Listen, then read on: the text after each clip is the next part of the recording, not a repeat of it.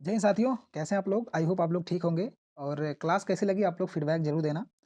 जो पिछली क्लास हम कराए थे वो लगभग 30 क्वेश्चन हो गए थे, यानी 31 क्वेश्चन से हम स्टार्ट करेंगे। तो बिना समय गँवाए हम स्टार्ट करते हैं 31वें क्वेश्चन से, क्योंकि जितने भी इंट्रोडक्शन थे उसमें दे चुके हैं। और एक बार मैं आपको फिर से बता दूँ, जो मेरे नए दोस्त जुड़ेंगे, पिछली क्लासेस हो चुकी हैं, उनकी प्लेलिस्ट बनी कंप्यूटर की हिस्ट्री की चल रही है।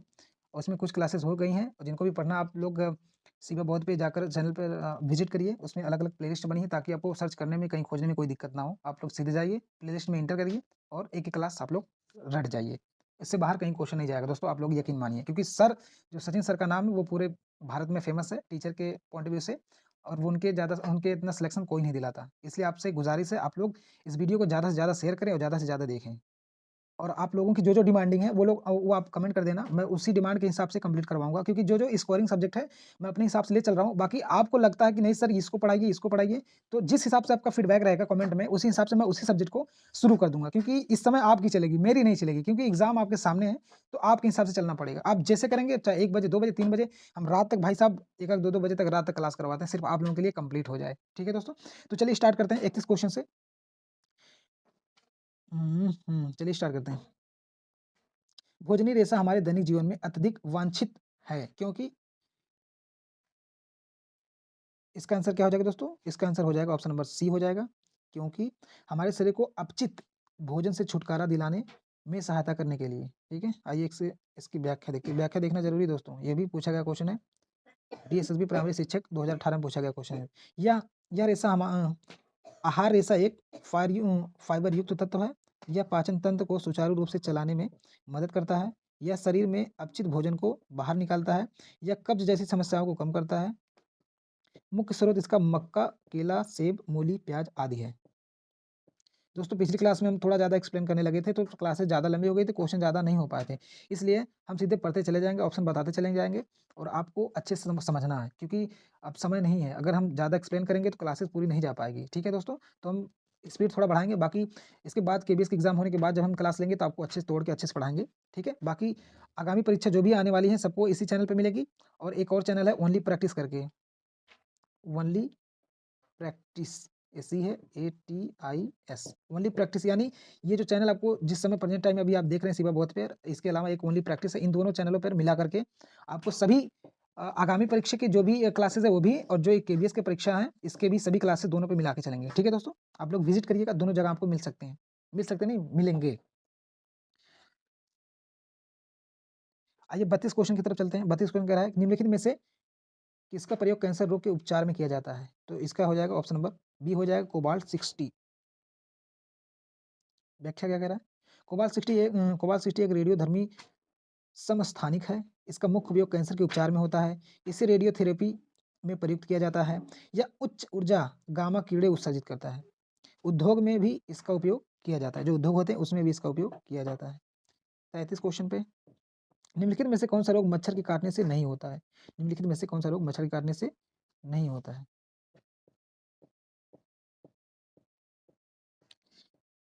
इसका हो जाएगा ऑप्शन नंबर ए हो जाएगा, हेपेटाइटिस वायरस से होता है। मतलब हेपेटाइटिस जो वायरस होता है वो मच्छर के काटने से नहीं होता है दोस्तों। ठीक है?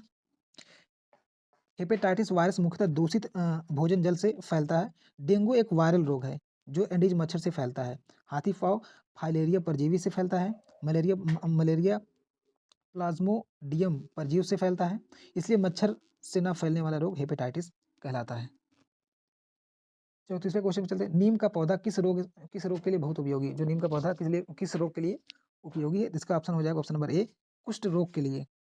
कुष्ठ रोग, इसका व्याख्या क्या कह रहा है? नीम का वैज्ञानिक नाम, दोस्तों नीम का वैज्ञानिक नाम क्या है? अजादी रास्टा इंडिका। अजादी रास्टा इंडिका इसका साइंटिफिक नाम है। नीम के पत्तों में जीवाणु रोधी या वायरस रोधी गुण होते हैं। यह त्वचा रोगों में अत्यधिक उपयोगी होता है। कुछ रोग में इसका उपयोग उल्लेखनीय मिलता है।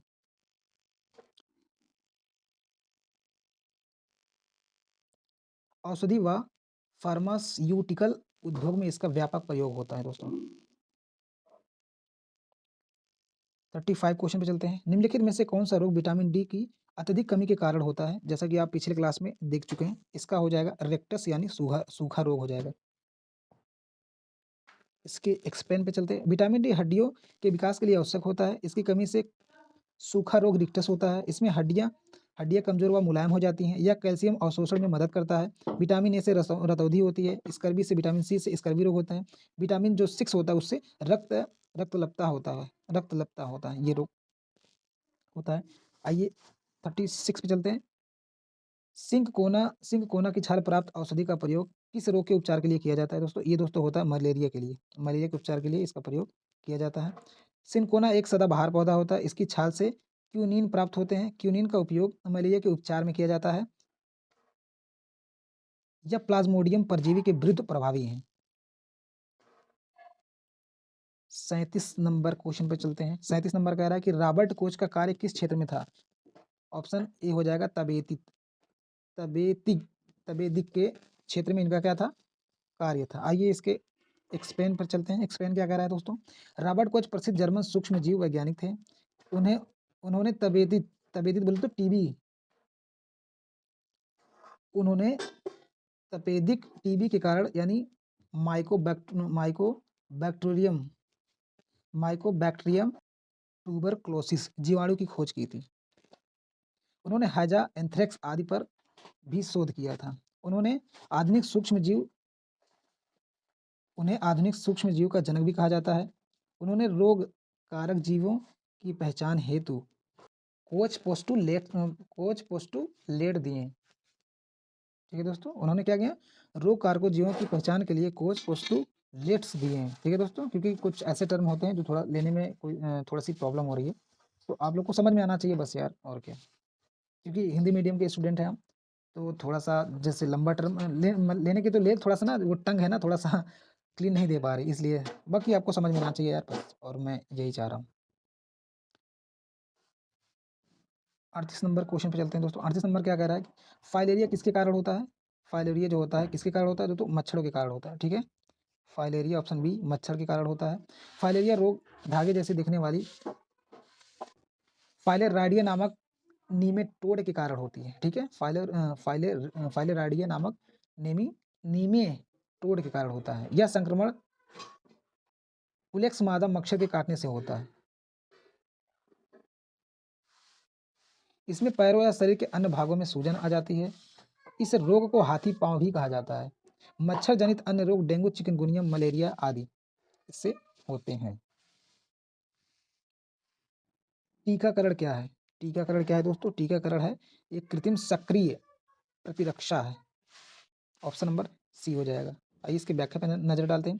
टीकाकरण शरीर में कृत्रिम रूप से प्रतिरक्षा उत्पन्न करता है। यह शरीर को भविष्य के संक्रमण से लड़ने योग्य बनाता है। इसमें एंटीजन टीके शरीर में डाले जाते हैं। इससे शरीर एंटीबॉडीज बनाता है। यह संक्रमण रोग से बचाव की प्रभावी विधि है। 39 के बाद 40 क्वेश्चन। क्या करें? निम्नलिखित में से कौन सा गलत युग्म है? कौन सा गलत में युग्म है आपको बताना है दोस्तों। विटामिन विटामिन जो होता है ना, रक्त का थक्का जमता है, वो उसके लिए काम होता है। जो रेक्टस होता है ये तो विटामिन डी के लिए होता है। जो रेक्टस जो शरीर सूख जाते हैं, जिससे धूप ना पड़ने पर रेक्टस रोग होता है ना, वो विटामिन डी से रिलेटेड। इसका ऑप्शन नंबर डी हो जाएगा दोस्तों। आइए इसके एक्सप्लेन को देखते हैं। इसका एक्सप्लेन कह रहा है कि विटामिन ई का रेक्टस से कोई संबंध नहीं। इसका मुख्य कारण एंटीऑक्सीडेंट गतिविधियों से है। रेक्टस विटामिन डी की कमी से होता है, जैसा कि आपको बता दिए। विटामिन ए से रतौंधी, विटामिन बी से B1 से बेरी, विटामिन सी से स्कर्वी, विटामिन के से रक्त का ना जमना। विटामिन ई की कमी से बांझपन और मांसपेशियों जैसी कमजोरी भी हो सकती है। 41 क्या कह रहा है? रेक्टस बीमारी किसके अभाव से होती है? जो रेक्टस बीमारी होती है वो किसके अभाव से होती है दोस्तों? होता है ऑप्शन नंबर डी। इसके एक्सप्लेन पे देखते हैं। विटामिन डी का रासायनिक नाम कैल्सीफेरॉल है। विटामिन डी हड्डियों के खनिजीकरण की सहायता होते हैं खनिजीकरण में सहायता होते हैं। इसकी कमी से रेक्टस या सूखा रोग होता है। विटामिन सी की कमी से स्कर्वी, विटामिन ए की कमी से रतौंधी होती है, और विटामिन डी कैल्शियम अवशोषण में मदद करता है।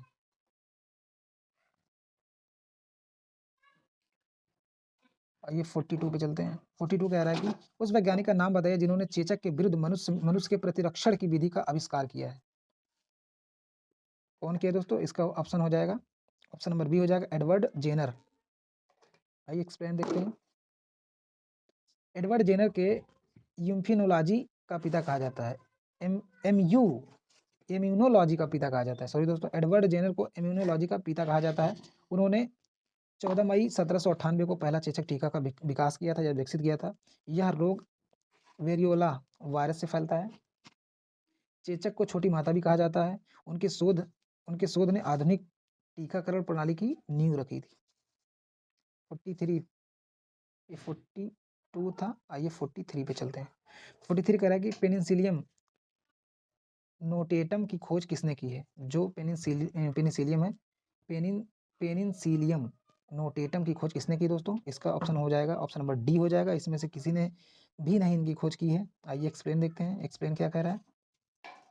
पेनिसिलियम नोटेटम की खोज अलेक्जेंडर फ्लेमिंग ने की थी। अलेक्जेंडर फ्लेमिंग ने की थी। यह कवक एंटीबॉडी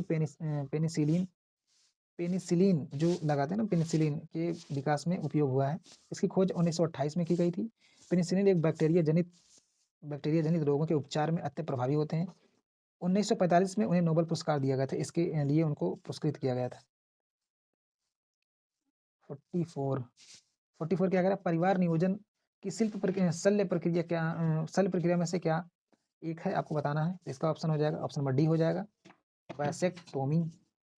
आइए व्याख्या पे चलते हैं।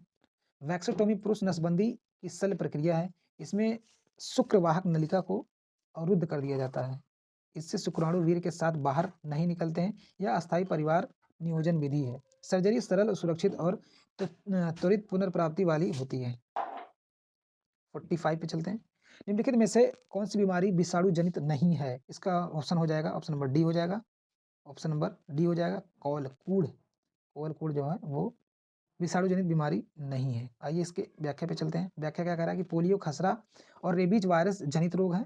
कूड़ जीवाणु से होता है। जो कूड़ होता है वो जीवाणु से होता है। यह एक संक्रमण रोग है, लेकिन धीरे धीरे फैलता है। इसके उपचार में एमडीटी दवाओं का उपयोग होता है। एमडीटी दवाओं का क्या होता है दोस्तों? उपयोग होता है। 46 त्वचा नसों और अंगों को भी प्रभावित करता है। 46 क्या कह रहा है? निम्नलिखित में से कौन सी बीमारी जन्मदाता नहीं है? बीमारी जन्मजात नहीं है। जो होगा इसका ऑप्शन हो जाएगा, ऑप्शन नंबर ए हो जाएगा, पोलियो है, जो जन्मजात से बीमारी नहीं होती है दोस्तों। आइए एक्सप्लेन पे देखते हैं। पोलियो एक विषाणु जनित संक्रामक रोग है। यह जन्मजात नहीं होता बल्कि बाद में संक्रमण से होता है। हीमोफीलिया आनुवंशिक रक्तस्राव विकार है। वर्धता जन्मजात रोग होता है। जो वर्धता होता है वो जन्मजात रोग होता है। मंगोलीज में डाउन सिंड्रोम गुणसूत्री असामान्य से होता है। आइए 47 पे चलते हैं। 47 कह रहा है निम्नलिखित में से निम्न स्तर का HDL एवं उच्च स्तर DLD किस बीमारी के खतरे को बढ़ाता है? इसका हो जाएगा, क्या होगा दोस्तों? इसका हो जाएगा ऑप्शन नंबर डी, कोरोनरी धमनी का रोग होता है दोस्तों। ये भी क्वेश्चन आपको बार बार हर क्वेश्चन में देखने को मिल रहा है कि कहीं ना कहीं पूछा जरूर गया है। इसका क्या हो जाएगा? ऑप्शन नंबर डी हो जाएगा। आइए व्याख्या देखते हैं। व्याख्या देखते हैं। HDL को गुड कोलेस्ट्रॉल भी कहा जाता है। और जो LDL होता है, जो LDL होता है उसे बैड कोलेस्ट्रॉल कहा जाता है। ठीक है, HDL को गुड और इसको बैड कोलेस्ट्रॉल कहा जाता है। ठीक है, आइए आगे देखते हैं। आगे क्या कह रहा है कि उच्च LDL धमनियों में जमकर अवरोध पैदा करते हैं। कम HDL हृदय की सुरक्षा क्षमता को घटाता है। यह स्थिति कोरोनरी आर्टरी और डिजीज एवं हार्ट अटैक का क्या बोलते हैं, खतरा बढ़ाती है दोस्तों।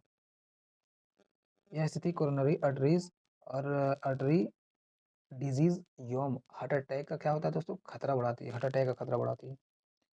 आइए अगले क्वेश्चन पे चलते हैं। 48 कह रहा है कि रोग और फैलने के तरीके का कौन सा जोड़ सुमेलित है? रोग और फैलने के तरीके का जोड़ आपको बताना है दोस्तों। इसका क्या होगा दोस्तों? आइए देखते हैं। आइए क्वेश्चन को फिर से देखते हैं। रोग और फैलने के तरीके का कौन सा जोड़ सुमेलित नहीं है? तो आई थिंक इसमें ऑप्शन नहीं दिया है दोस्तों। इसका आंसर हो जाएगा ऑप्शन नंबर बी हो जाएगा, टाइफाइड दूषित भोजन। ठीक है, आइए आगे चलते हैं। आइए व्याख्या देखते हैं। टर्बोक्लोसिस एक एयरबोर्न डिजीज है जो माइको जो माइकोबैक्टीरियम ट्यूबरकुलोसिस बैक्टीरिया से होता है। यह संक्रमित व्यक्ति के यह संक्रमित व्यक्ति के काफिंग और स्नीज से फैलता है, अर्थात जो खांसी होती है या छींक से होता है ना, उससे ये बीमारी फैलती है। तथा कंटेमिनेटेड वाटर से नहीं फैलता है। डेंगू फीवर एक वायरल डिजीज है जो डेंगू वायरस के कारण होता है। इसका मुख्य वेक्टर एडिस मस्क्यूटो हैं जो इस संक्रमण को क्या करते हैं, फैलाते हैं दोस्तों। जॉन्डिस पीलिया एक सेकेंड दोस्तों, हाँ, जॉन्डिस पीलिया एक टॉक्सिन रिलेटेड क्या है, डिसऑर्डर है जिसमें रक्त में बाइल पिगमेंट्स का स्तर क्या होता है दोस्तों, बढ़ जाता है। इससे यूरिन क्या होते हैं, येलो हो जाते हैं, और आइज जो होती हैं वो भी येलो हो जाते हैं, अर्थात पीला हो जाते हैं, और स्किन भी पीला दिखाई देती है, यानी येलो दिखाई देती है। टाइफाइड एक बैक्टीरियल डिजीज है जो साल्मोनेला टाइफी से होता है। यह कॉन्टामिनेटेड फूड और कॉन्टामिनेटेड वाटर से क्या होता है, फैलता है। इस रोग में हाई फीवर और हेडेच तथा इंस्टिनॉल स्वेलिंग देखी जाती है। 49वें क्वेश्चन चलते हैं दोस्तों। 49 क्वेश्चन क्या कह रहा है, 49 क्वेश्चन कह रहा है जापानी इंसेफेलाइटिस मच्छर जन एक गंभीर रोग है जो पूर्वी उत्तर प्रदेश में स्थानीय है। कौन सा इंसेफेलाइटिस का स्रोत है, तो इसका हो जाएगा दोस्तों ऑप्शन नंबर सी हो जाएगा, सुअर हो जाएगा। ठीक है, आइए इसके एक्सप्लेन पे चलते हैं। जापानीज इंसेफेलाइटिस एक मस्क्यूटो बोर्न वाला इन्फेक्शन है जो दिमाग को प्रभावित करता है। इसका मुख्य नेचुरल रिसर्वोयर स्रोत है, यानी पिग विल्ड बर्ड्स माने जाते हैं, ये तथा विल्ड बर्ड्स माने जाते हैं। यह रोग पुलेक्स मस्क्यूटो द्वारा फैलता है। पूर्वी उत्तर प्रदेश यानी पूर्वांचल में इसका हाई प्रेवेलेंस पाया जाता है। 50वें क्वेश्चन पे चलते हैं। 50वां क्वेश्चन कह रहा है कि पीलिया किस अवयव रोग का लक्षण है दोस्तों। जो पीलिया होता है किस अवयव का लक्षण है दोस्तों, इसका हो जाएगा ऑप्शन नंबर बी हो जाएगा, यकृत। आइए इसके ऑप्शन पे देखते हैं, पॉइंट्स पे देखते हैं। जॉन्डिस तब होता है जब लीवर यकृत यानी बिलिरुबिन नामक येलो पिगमेंट्स को सही उत्तर प्रोसेस नहीं कर पाता है, इससे यह रक्त बढ़ने लगता है। बिलिरुबिन बढ़ने पर स्किन, आइज और यूरिन पीले दिखते हैं, इसी स्थिति को जॉन्डिस कहा जाता है। यह समस्या अक्सर बाइल डक्ट्स और ब्लैक एग लीवर इन्फ्लेमेशन या लीवर सेल डैमेज के कारण होती है। 51वां क्वेश्चन चलते हैं। निम्नलिखित में से किस पादप वर्ग का उभयचर कहा जाता है, तो इसका ऑप्शन नंबर डी हो जाएगा, बायोफाइटा हो जाएगा। बायोफाइटा को एम्फीबियंस ऑफ प्लांट किंगडम कहा जाता है क्योंकि ये लैंड पर रहते हैं बट रिप्रोडक्शन के लिए वाटर में डिपेंड रहते हैं। इनमें सीलम और फ्लोमेन टिश्यूज का अभाव होता है, इसलिए नॉन वस्कुलर प्लांट कहा जाता है। बायोफाइटा भूमि पर उगते हैं, लेकिन सेक्सुअल रिप्रोडक्शन केवल वाटर में ही उपस्थित होती है, इसलिए इसे उभयचर कहा जाता है। आइए 52वें क्वेश्चन पे चलते हैं। 52 पे किस पौधे को औषधि की रानी कहा जाता है, इसका ऑप्शन नंबर सी हो जाएगा। ठीक है, पवित्र तुलसी, इन्हीं को क्या कहा जाता है, औषधि को रानी कहा जाता है। आइए इनकी व्याख्या पे चलते हैं। व्याख्या कहा है दोस्तों, तुलसी को औषधि की रानी कहा जाता है क्योंकि इसमें मेडिसिनल गुण पाए जाते हैं। इसमें एंटीसेप्टिक और एंटी कैंसर, एंटीऑक्सीडेंट तथा एंटीमाइक्रोबियल गुण होते हैं। तुलसी शरीर की इम्यूनिटी को बढ़ाने में सहायक होती है और इन्फेक्शन से बचाव प्रदान करती है। इसका उपयोग फीवर और कफ यानी जो खांसी है और ठंडे यानी कोल्ड में क्या करती है दोस्तों, बचाव करती है। तथा डाइजेशन संबंधी समस्याओं को भी इसमें प्रयोग किया जाता है, इसलिए तुलसी को नेचुरल मेडिसिन प्लांट भी कहा जाता है। आइए 53 पे चलते हैं। 53 कह रहा है निम्नलिखित में से कौन सा कथन सही है। Option A angiosperm option A कह रहा है एंजियोस्पर्म में बीजों का विकास अंडाशय के अंदर होता है जिसमें बदलाव होकर फल का निर्माण होता है। और बी क्या कह रहा है, बायोफाइटा को पादप वर्ग का उभयचर कहा जाता है। तो इसका आंसर क्या हो जाएगा, इसका आंसर हो जाएगा ऑप्शन नंबर बी हो जाएगा, इसमें पहला और दूसरा दोनों सही है। आइए एक्सप्लेन देखते हैं। एंजियोस्पर्म में बीजों का विकास अंडाशय के अंदर होता है जिसमें फ्रूटी फॉर्मेशन होता है, जिसके प्रजनन अंग फ्लावर होते हैं, इसलिए इसे फ्लोरिंग प्लांट्स भी कहा जाता है। बायोफाइटा का पादप जगत एम्फीबियन ऑफ प्लांट किंगडम कहा जाता है क्योंकि ये आंशिक रूप से जल पर निर्भर होते हैं। बायोफाइटा को जीवित रहने के लिए मॉइस्चर की आवश्यकता होती है, इसलिए ये कथन 1 और 2 दोनों सही है। 54 क्या कह रहा है? बीज पत्रों की संख्या के आधार पर एंजियोस्पर्म वर्ग को भागों में बांटा जाता है, अर्थात कितने भागों में इनको बांटा जाता है? दो ऑप्शन है, 3, 2, 4 और डी वाला क्या कह रहा है? डी 5। तो इसका ऑप्शन नंबर हो जाएगा बी, 2 भागों में बांटा जाता है। एंजियोस्पर्म, इसके एक्सप्लेन पे देखते हैं। एंजियोस्पर्म बीज पत्र की संख्या के आधार पर वर्गीकृत किया गया है। एक बीज पत्र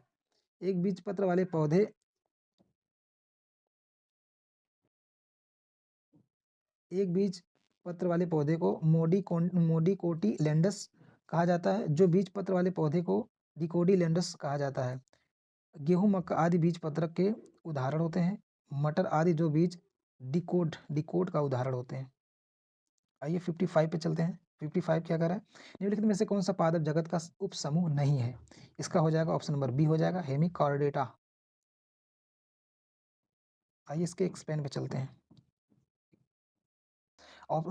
एक्सप्लेन देखते हैं। हेमिकॉर्डेटा और समुद्री ड्यूट्रोस्टोमे एनिमल्स का समूह है, इसलिए इसे प्लांट्स किंगडम का हिस्सा नहीं माना जाता है। इसके शरीर को 3 भागों में बांटा जाता है, प्रो प्रोबो प्रोबोसिस, कोलर और ट्रंक। जैसे उदाहरण में लेते हैं, यह उदाहरण है ब्लोनोग्लोसिस और प्रोटोग्लोसिस। ये सभी मरीन के क्या हैं? ऑर्गेनिज्म हैं। इसके विपरीत पेटेरिडोफाइटा और एग्निसफॉर्म और थाइलोफाइटा पादप जगत प्लांट किंगडम के उपसमूह होते हैं। दोस्तों इसके इंग्लिश थोड़ा लंबी है, टर्मिनोलॉजी थोड़ा सा लेने में थोड़ा अटपटा हो रहा है, इससे कोई आपको दिक्कत नहीं होनी चाहिए, बस आपको समझ में आना चाहिए। क्योंकि इंग्लिश माध्यम का छात्र हूँ, थोड़ा सा इतनी बड़ी टर्मिनोलॉजी आता था, मैं ही नहीं कोई भी एक सांस में नहीं बोल पाता, थोड़ा सा मैं मतलब अटक जा रहा हूँ, इससे कोई दिक्कत नहीं होनी चाहिए। ठीक है दोस्तों, बाकी सब ठीक है। इसलिए सही उत्तर हेमिकॉर्डेटा ऑप्शन बी है। ठीक है, क्योंकि यह नॉन प्लांट ग्रुप है। आइए 56 पे चलते हैं। 56 क्या कह रहा है? 56 कह रहा है कि फलीदार यानी फली वाली जो फलीदार होते हैं फसल का उदाहरण है। जो फलीदार फसल होती है उनका उदाहरण क्या है दोस्तों? उनका उदाहरण है दाल। ऑप्शन नंबर सी हो जाएगा। आइए इसके एक्सप्लेन को देखते हैं। फलीदार पौधे वे होते हैं जो नाइट्रोजन फिक्सन जैसे हिंदी में कहते हैं नाइट्रोजन स्थिरीकरण में सहायक होते हैं। इन पौधों की जड़ों में राइजोमियम बैक्टीरिया पाए जाते हैं जो मिट्टी की उर्वरता को क्या करते हैं? बढ़ाते हैं। फलीदार पौधे के प्रमुख उदाहरण जैसे मूंगफली हो गए, पल्स यानी दाल हो गए, सोयाबीन और सनई। इनका प्रयोग कृषि में क्रॉप रोटेशन के लिए मतलब आवश्यक होते हैं, अर्थात जो चक्री फसल होते हैं उनके लिए आवश्यक होते हैं। इसलिए फलीदार पौधे का सही उदाहरण दाल है। ठीक है, आइए अगले क्वेश्चन पे चलते हैं। 57 पे निम्नलिखित में से कौन सा जोड़ा सही है? अनावृत बीजी, ऑप्शन ए क्या करें? अनावृत बीजी फलों के अंदर बीज धारण करें। ऑप्शन बी क्या करें? आवृत बीजी नंग बीज धारण करें। तो इसका क्या हो जाएगा दोस्तों? इसका हो जाएगा ऑप्शन डी हो जाएगा, ना ही एक ना ही दो, यानी दोनों गलत है। आइए एक्सप्लेन को देखते हैं। अनावृत बीजी वे पौधे होते हैं जिनके बीज नग्न होते हैं, फलों के अंदर नहीं होते हैं। इन पौधे में बीजाकरण या फल का निर्माण नहीं होता है। इसके प्रमुख लक्षण हैं, ये मरोड़ युक्त पत्तियां होती हैं। क्या होते हैं दोस्तों? मरोड़ युक्त पत्तियां होती हैं। मरोड़ युक्त वाले पत्तियां होते हैं, इनमें वायु परागण होता है। ये सामान्य एक लिंगी पौधा होते हैं। आवृत बीजी वे पौधे होते हैं जिनमें बीज फलों के अंदर पाए जाते हैं। इनमें दोहरा निषेचन होता है तथा पुष्प प्रजनन अंग होता है, इसलिए इसमें दोनों ऑप्शन गलत है। आइए 58 पे चलते हैं। रेगिस्तानी पौधों में प्रकाश संश्लेषण में होता है, यानी रेगिस्तानी पौधों में प्रकाश संश्लेषण में होता है। क्या होता है दोस्तों? ऑप्शन नंबर डी यानी तना होता है। आइए इसके ऑप्शन पे नजर डालते हैं, उस एक्सप्लेन पे। एक्सप्लेन क्या कह रहा है? रेगिस्तानी पौधों में पत्तियां अत्यधिक गर्मी और सूखी के कारण कांटों में बदल जाती है। पत्तियों के न होने पर तना ही प्रकाश संश्लेषण करता है। तना हरित लवक धारण करता है जो प्रकाश संश्लेषण के लिए आवश्यक होता है। यह संरचना पौधे में वाष्पोत्सर्जन को कम करती है ताकि पानी की बचत हो सके। ऐसे पौधे सामान्यतः मांसल होते हैं जिनमें जल संरक्षण अधिक होता है। आइए इस सेशन का लास्ट क्वेश्चन देखते हैं। 59 नहीं 60 तक करा दे रहे हैं, ठीक है। एक पौधे के निम्नलिखित में से किस भाग में प्रकाश संश्लेषण की प्रक्रिया नहीं होती है? आइए देखते हैं इसका ऑप्शन नंबर डी हो जाएगा, जड़ में नहीं होगा, ऑप्शन नंबर बी हो जाएगा। आइए एक्सप्लेन देखते हैं इसका। एक्सप्लेन क्या कह रहा है? प्रकाश संश्लेषण की प्रक्रिया जड़ में नहीं होती क्योंकि इसमें क्लोरोफिल उपस्थित नहीं होता है। प्रकाश संश्लेषण मुख्य रूप से पत्तियों में होता है और बहुत कम मात्रा में यानी तने में होता है, जो बहुत कम मात्रा में तने में होता है। हरे पौधे प्रकाश ऊर्जा को कार्बन डाइऑक्साइड, वाटर कार्बोहाइड्रेट में बदलते हैं। इस प्रक्रिया में क्लोरोफिल हाई एब्सॉर्प्शन करता है और केमिकल एनर्जी में बदल देता है। जड़ें भूमि के अंदर होती इसलिए इसे सनलाइट उपलब्ध नहीं हो पाती है, जिससे प्रकाश संश्लेषण का होना असंभव होता है। दोस्तों इस सेशन का लास्ट क्वेश्चन जो कि 60 है, उसके बाद हम यहीं पे स्टॉप करेंगे, फिर अगले सेशन के साथ आपके साथ जुड़ेंगे, ठीक है। काफ़ी रात हो चुकी है। अगला क्वेश्चन क्या कर रहा है 60 नंबर का, इनमें से रबी की फसल कौन सी नहीं है? आपको बताना है इसमें से रबी की फसल कौन सी नहीं है। इसका हो जाएगा आंसर ऑप्शन नंबर सी, काला चना। आइए इसके व्याख्या पे नजर डालते हैं। रबी की फसलें अक्टूबर से नवंबर में बोई जाती है, मार्च अप्रैल में काट ली जाती है, ठीक है। उसके बाद गेहूं, जौ, सरसों, मटर आदि सामान्य रबी क्रॉप मानी जाती है। काला चना उड़द और खरीफ क्रॉप होता है क्योंकि यह बरसाती मौसम में निर्भर होता है। उड़द की खेती वर्षा पर आधारित क्षेत्रों में की जाती है, इसलिए इसे रबी सीजन वाली फसलें नहीं कहा जाता है। रबी की फसलों को ठंड मौसम की आवश्यकता होती है, जबकि उड़द वार्म और ह्यूमिड और क्लाइमेट चाहिए होता है। इसके लिए वार्म और ह्यूमिड और क्लाइमेट की आवश्यकता होती है, ठीक है, जो रबी होते हैं उनके लिए। नहीं, रबी के लिए तो ठंडे मौसम की आवश्यकता होती है, ये उड़द के लिए है, जो उड़द होते हैं ना, जो बोए जाते हैं, आप देखे होंगे। ठीक है दोस्तों, तो बस आज का क्लास हम यहीं से स्टॉप करते हैं और जैसा भी फीडबैक लगे आप लोग बताना। थोड़ा-सा मुझे प्रॉब्लम हुई है जो कि इंग्लिश की टर्मिनोलॉजी है, थोड़ा लेने में मुझे थोड़ा-सा दिक्कत हुई है, बाकी सब ठीक है। आपको समझ में आना चाहिए यार, हम लोग हिंदी मीडियम में झंडा गाड़ेंगे क्योंकि अपनी मातृभाषा हिंदी है, तो हमें हिंदी स्वच्छ रहे, अच्छी रहे, स्वस्थ रहे। हिंदी बोलने में हमें कोई दिक्कत ना हो, बस सबसे बड़ी प्रॉब्लम ये ना हो। बाकी इंग्लिश भी आती है, ऐसा नहीं, बाकी जो आप लोग तो जानते हैं कि बायोलॉजी में इतने लंबे-लंबे टर्म होते हैं, थोड़ा-सा उसको लेने में थोड़ा-सा अटक जाता है इंसान, कोई भी हो। इतनी लंबी-लंबी टर्मिनोलॉजी वही ले सकता है जो मतलब एकदम इंग्लिश का लेक्चरर हो, ठीक है? तो हम लोग कॉमन है यार, हम लोग जिस चीज़ में डालो हम लोग उसमें ढलने वाले हैं, तो हम लोग को सब में मिल के चलना चाहिए, चाहे हिंदी हो, चाहे इंग्लिश हो, ठीक है? तो आज का सेशन हम यहीं खत्म करते हैं, फिर से मिलते हैं अगले सेशन के लिए। तब तक के लिए जय हिंद, वंदे मातरम और जो फीडबैक हो ज़रूर देना दोस्तों।